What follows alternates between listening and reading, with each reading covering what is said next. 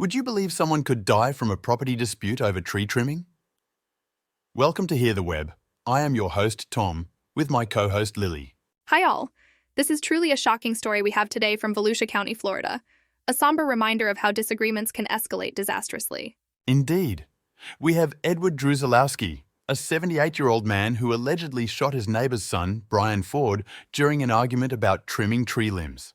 A trivial matter escalated to a point where a life was cut short, quite tragic.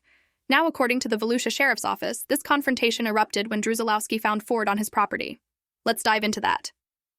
It appears that Ford refused to leave when confronted, and Druzilowski threatened to shoot him. A threat that tragically turned into action.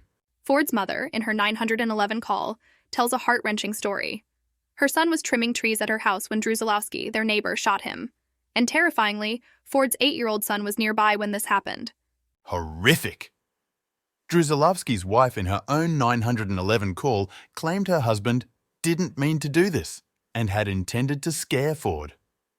Now, this raises the question. Is the intent to scare with a loaded gun ever justifiable? It's a tough call, Tom, but it's noteworthy that Druzilowski repeated his threatening stand to shoot Ford in court documents. I mean, what does that speak of the situation at hand? It's more than just a heated moment. True. And Druzilowski's narrative from when he was watching football to discovering Ford at work and his confrontational approach, it just unfolds like a horrifying sequence. Absolutely. The sight of Ford moving closer despite the gun at him, the trigger pulled twice, and the fateful shooting. I can't help but wonder if things could have been done differently. The situation possibly involves fear, at least according to Druzilowski's account to the detectives. He mentioned he stopped interacting with Ford due to Ford's reputation with the law. He also referenced his physical vulnerability linked with osteoporosis. But does fear justify a violent response? True, it's a gray area.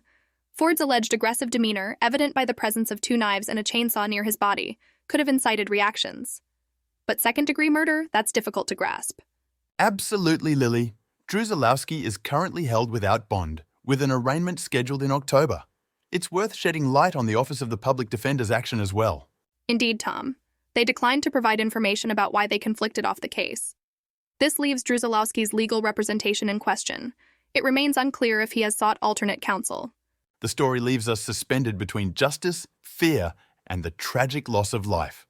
To summarize, an escalated property dispute, a horrifying shooting, and the lasting impact on 2 families. Take it back, Lily. With this tragic tale, let's all be reminded of the importance of resolving disagreements peacefully, recognizing others' rights, and importantly, the dangerous repercussions of raising a weapon. That's it for today's chilling episode on Hear the Web. Stay safe and human, everyone.